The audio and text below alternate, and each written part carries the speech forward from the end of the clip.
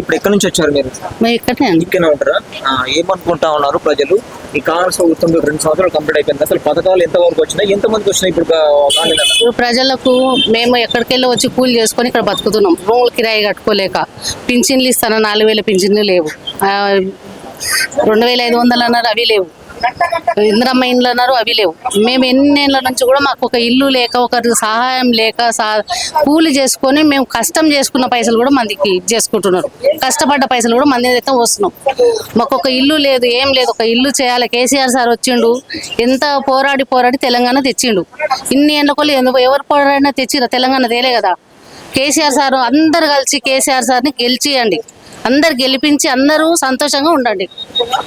ముఖ్యంగా ఈ పథకాలు ఏవైతే ఉన్నాయో అమలు అవుతా ఉన్నాయి కానీ అంటే కంప్లీట్ గా అమలు కావట్లేదు అని చెప్పి చెప్తా ఉన్నారు.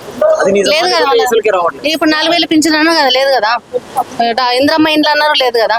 మళ్ళీ 2,500 అన్నారు, అవి లేవు కదా. నాకు మొత్తానికి ఒక ఇల్లు కావాలి, ఇల్లు కావాలి. కేసీఆర్ సార్ వస్తే చేస్తాడని నాకు నమ్మకం. సార్ ఎక్కడైనా సరే మాకు ఒక ఇల్లు కావాలి సార్. అప్లై చేయలేదా? చేసినాం మేము అప్లై, మస్తు ఎన్నిసార్లు 10 సార్లు అప్లై చేసినాం. మాకు ఇంతవరకు ఎక్కడ స్థలం లేదు, ప్లాట్ కూడా కొనుక్కునే సోమత లేదు, ఓ ఇల్లు కట్టుకునే సోమత లేదు. సార్ ఇస్తాడని మేము నమ్మకంతోనే ఉన్నాం. మొన్న కూడా వాళ్ళు కాంగ్రెస్ వాళ్ళు చెప్పిర్రు ఇస్తామని, అవి లేవు ఇవి లేవు, ఏమీ లేవు. ప్లాట్ కావాలంటారు కదా, మళ్ళీ ప్లాట్ కొనుక్కునే సోమత లేదు మాకు. అందరు ఉన్న వాళ్ళకి చచ్చిపోతే డబ్బులు కూడా ఇస్తున్నారు, ఏం లేని వాళ్ళకి ఏమి ఇస్తున్నారు చెప్పు. చచ్చిపోతే డబ్బులు లేవు. ఒక బీద వాళ్ళు ఉన్నట్టు మమ్మల్ని ఎవరు పలకరించేటోళ్ళు కూడా లేరు. ఎవరు పలకరిస్తున్నారు? ఇవాళ రేపు బెల్లం ఉంటే ఈగలన్నట్లు డబ్బులు ఉన్న వాళ్ళని పలకరిస్తారు, ఏం లేని వాళ్ళని ఎవ్వరు పలకరిస్తారు. మాకు ఆపత వచ్చిందంటే కూడా ఎవరు పలకరించేటోళ్ళు లేరు. డబ్బులు ఉన్న వాళ్ళు ఎట్లా ఉన్నా మంచి చేస్తారు వాళ్ళకి. మరి మాలాంటి వాళ్ళని ఎవరు పలకరియాలి, ఎవరు చూడాలి, ఎవరు సాయం చేయాలి? మాకు ఇండ్లు అన్నారు కదా, ఇందిరమ్మ ఇల్లు అన్నారు. కేసీఆర్ సార్ వచ్చిన ఇల్లు మాత్రం ఖచ్చితంగా లేని బీద వాళ్ళకు మాత్రం ఖచ్చితంగా బీద వాళ్ళ పరిస్థితులు అర్థం చేసుకోండి. మేము చాలా బాధలు, చాలా గొడవలు, చాలా బాధతో ఉన్నాం. కానీ మేము చెప్తే ఎవరింటారు సార్ మా మాట? మాకు ఒక ఇల్లు లేక ఎన్ని బాధలు, ఎన్ని కష్టాలు పడ్డా. మా ఆయనకి వెళ్తే బాగాలేకుంటే 15 సంవత్సరాలు నేను కష్టపడి సాగిన. 4 పిల్లలని మొగుడిని సాగిన సార్ నేను. నా కడుపు కొట్టుకొని, ఒకరి కడుపు మేము కొట్టలేదు. చాలా కష్టాలు, బాధలు ఉన్నాం. మాకు నేను ఇల్లు లేదని ఏడ్చిన.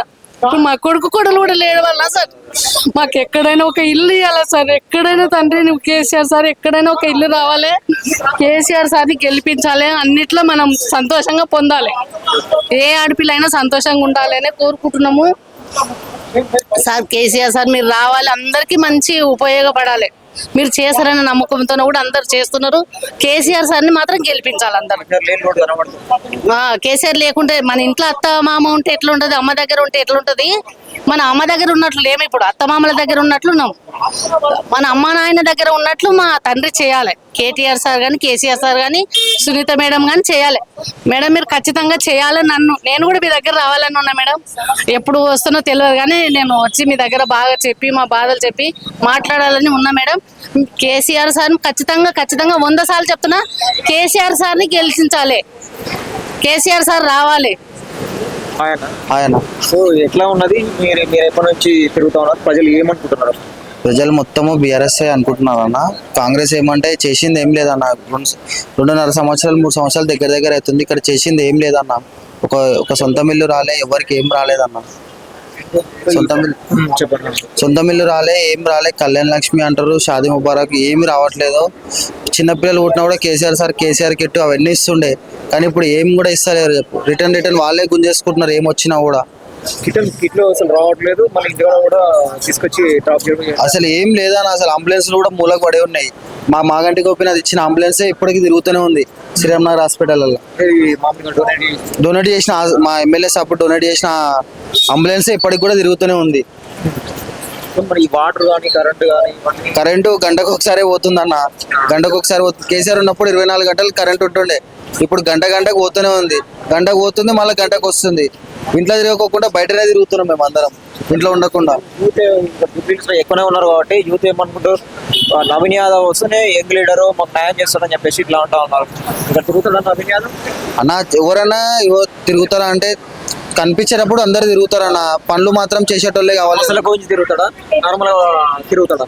నార్మల్ గానే తిరుగుతారన్న, సమస్యల గురించి ఎవరైతే తిరగదు కదా. ఎన్నిసార్లు 3 సార్లు గెలిచిండు ఆయన, మా ఎమ్మెల్యే మాగంటి గోపినాథ్. ఆయన ఇప్పుడు చేసి పనులు చేసింటే గెలవాలి కదన్న, 4 సార్లు ఓడిపోయిండు, గెలవలేదు కదా ఇప్పటిదాకా. అయితే గెలిచిన ఆయన అనేది ఉంటది కదన్న.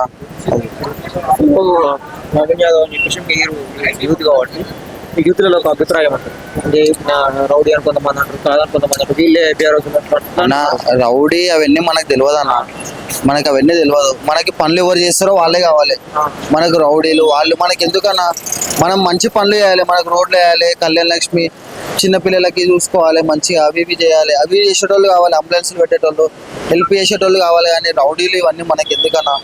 రౌడీలు అంటే పార్టీలలో తిరగొద్దన్నా. అది